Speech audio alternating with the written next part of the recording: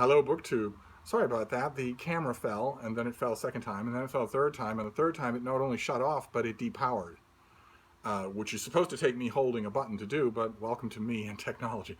So I set it back up, but it's just as well because it was going a bit long, and I don't think I'm gonna be able to do each shelf of this in one shot. So I thought I would just take up where we left off, because we're about halfway done with the top shelf of the a library hall in darkest Mordor, where the shadows lie. This is the hutch in the front room that just gathers books, and I don't understand why. And I need to do something about it. I need to change that. I need to get rid of a lot of these books and understand the rest of them. But so we'll move on here. What is this next one? This is Miriam Petrosian. This is a gigantic Russian novel called The Grey House, which was reprinted by Amazon. And I read it and really liked it. And then I read up on the author. I thought that it's just a treasure trove of a book. And I read up on the author, and she admits that don't expect another book from me. She says essentially I poured everything into this book, and I'm not that kind of an author. So once I told what I had to say, I'm done. So I actually do highly recommend this if you see it at the library and you're up for a gigantic read. But who knows if Amazon gives it to libraries? I don't have any idea. Anyway, let's see what this next one is. Oh, okay. This is The King Must Die by N. Gemini Sasson. Historical novel about Edward II, King Edward II of England, that I really liked, except when I reviewed it, my review went on at, I think, 300 or 400 words about the sheer imbecility of naming a book The King Must Die. When any title is available to you and the whole of English language is yours for the taking, and you name your book with a famous title, why not call it The Old Man and the Sea? I don't have any. Oh, The Once and Future King. Why not do that instead of? But anyway, if you can get past the fact that it's not Mary Renault's most famous novel, which you're going to have to, because the author has made that. The author's put that obstacle in your path. But if you can get past that fact, that it's not actually The King Must Die, it's not that book, then it's a really good self-published historical novel, really good indie historical fiction. Now let's move on here. What is this next? Oh, okay, this is the finished copy of Damon Galgut's Arctic Summer. This is also historical fiction. This is about E.M. Forster's trip to England, or to India. And I had problems with this book. It stuck with me, though. And Eric Carl Anderson over at his channel, and at his indispensable book blog, The Lonesome Reader, liked it a great deal more than I did right from the get-go. So I don't know. I'm glad I kept it, and I'm glad I have a nice finished copy so that I can go back to it. I think I might like to revisit it. All right, what's next here? Okay, this is speaking of Eric Carl Anderson. This is Joyce Carol Oates, The Faith of a Writer. This is called Life, Craft, and Art, and it is just a book on writing. That isn't with my other books on writing, and I don't have any idea why. So I'm glad I pulled it out here. What's this next one? It's tiny. Oh, this is Frances Hodgson Burnett, author of The Secret Garden. This is My Robin. She did a tiny little book called My Robin. Let's see this. If I remember correctly, yeah, there's a picture. There's My Robin. This is a delightful little book. Absolutely delightful little meditation on a visitor in her garden. Next is, this is a Penguin Plume paperback of The Dancer from the Dance by Andrew Holleran, his absolute great, can't miss it, gay fiction classic about New York that is now gone, but that he evokes just wonderfully. Okay, now the gay fiction. This is much more recent. This is The Sleepworker by Cyril Martinez. I'm not sure I'm pronouncing that correctly. This came out fairly recently, and I think I completely ignored it when it came out. I don't really know why. This is from Coach House Books in Canada. Okay, it just has the pub sheet just has month dates. Doesn't have a year date, but I'm pretty sure it's at least a year old. What I did with it or didn't do with it and why it's up here, I have no idea. As you're getting used to hearing that. Okay, this next one is the a BBC companion to their production of Measure for Measure, with cast photos and the text of the play. I love these things just completely. And this that on the cover is Timothy Pigott Smith, who I've already sang the praises of in a new production of King Charles III. I don't know. Again, I don't know why I have it. I have many complete Shakespeare's. I have many annotated measure for measures. This thing has no annotations. It's just a play, and all of the cast production photos are available online. So I don't know why I. This next one. This next one is by me. It's called, the title here is Belisarius, Hero General Man by Steve Denny. Tiny little thing. This was made by, a long time ago, in the mid-1990s. A coworker of mine at the bookstore was taking a publishing course, and she needed to, for a class she was taking, she needed to make a book, complete with ISBN, complete with barcode. And she needed text that wasn't copyrighted, and I had a short story called Belisarius Out in the Dark Running. And she thought that was fine, although apparently she decided to change the title. A word wise, this is a perfect illustration of the fact that no one should ever change a Steve title. Mine are always better than yours. But that's all that this is. It's just a story about the Byzantine general Belisarius out for a morning run, thinking back on his life. Only she made it into a book. Isn't that something? God knows where she is now. Let's see what's next here.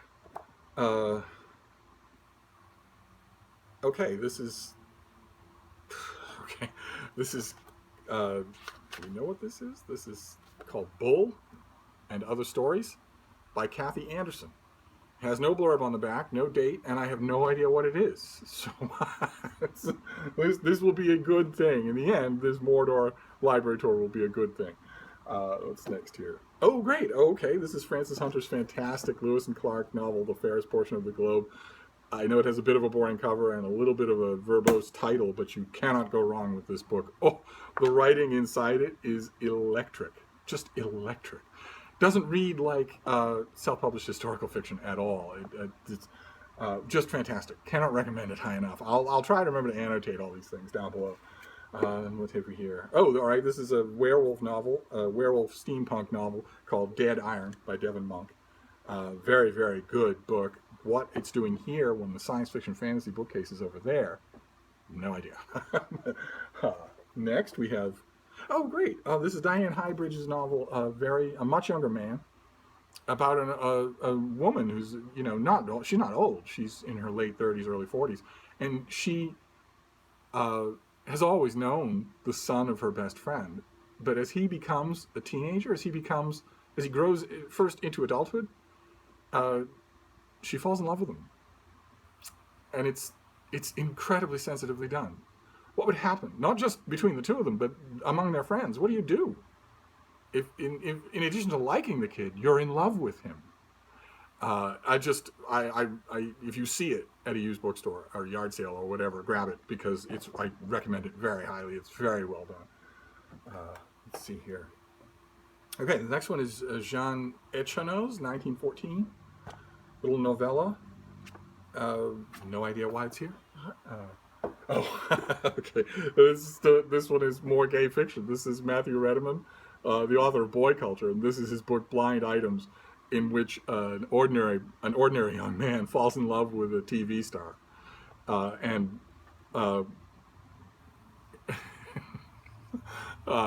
the more you know about the Hollywood of its day, the more recognizable every single person in it will be for you, and it's so good. It's just so good. It starts out by being funny in all the cheap and easy ways that you would expect it would be funny, and then it just gets better and better, more and more heartfelt. What's next here? It was a big thing. Oh, The Complete Western Stories of Elmore Leonard. Wholeheartedly recommend it. It's he's great anyway, but this volume is just it's a Leonard volume to have. It really is. This next one's big too. Oh, Garth Risk-Halberg's City on Fire. His enormous. This is a galley copy of his enormous debut novel about a slice of life of New York, but just about a lot more than that as well. A lot of great characters. Then we have the hardcover of Robert Harris's Pompeii.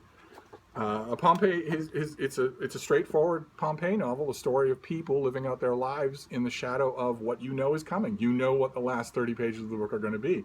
It's amazing to me that anyone can write an effective novel under that kind of burden, and yet Edward Bulwer Lytton does. The Last Days of Pompeii is the last 30 pages are thrilling. The same thing with this one. The last 30 pages are absolutely thrilling, even though you know what's coming.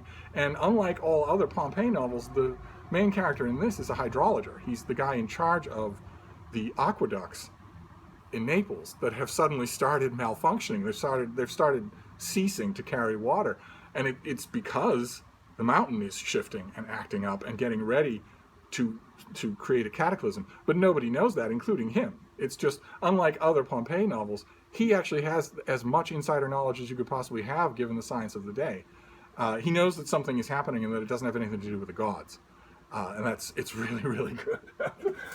What have we got here? Oh, okay, this is Kim Adonzia. This is her Mortal Trash. It's a collection of poetry that I really, really like. Really, really good, smart, risk-taking poetry. And we're almost done here. This next one is really small. Oh, this is more poetry. This was from last year, and I loved it. I don't know why I didn't review it. This is Ishin Hutchinson's House of Lords and Commons, a slim volume of poetry that I thought was really, really good. Very glad that I have these two together. Although, again, it bespeaks a poetry shelf that doesn't exist and should. So really what needs to happen is that every single book I own needs to go out into the middle of the floor and then put somewhere in a way that makes sense. That's what needs to happen. And now is the time to do it. Because in my life, that has always been impossible. Because if I'd put a stack of books in the middle of the floor, first one beagle would have walked over to it and matter-of-factly hiked a leg on it, and then would have looked at what he'd done, nodded, walked off, and then the next beagle would have walked over, looked at that, hiked a leg, and then stood, looked at it, apprised his work, and then walked off, and on and on and on until the whole thing was soaked. And I don't have that worry now, so I really ought to do it and just make sense of this once and for all. And then the last one, the last book on this top shelf from Mordor, is The Literary Life and the Hell with It by Whit Burnett. This is he was an editor, and his wife was an editor. They were a wonderful, wonderful couple, always giving each other crap, and yet head over heels in love with each other. And this is just full of anecdotes about the literary life of their time. Wow, I'm so glad I have this. Although you saw, it's the last book on the top shelf of the hutch, which means it has been living in spider-haunted darkness, totally inaccessible, for who knows how long. When I don't want it to live there. I love this book. I want it out where I can get at it. So anyway, that is this is the library tour from Mordor, and that's part 2. So that we're doing the first shelf of this in 2 parts, and we will continue. We will trek on in the next one until we're done with this whole hutch. Thank you for accompanying me, BookTube.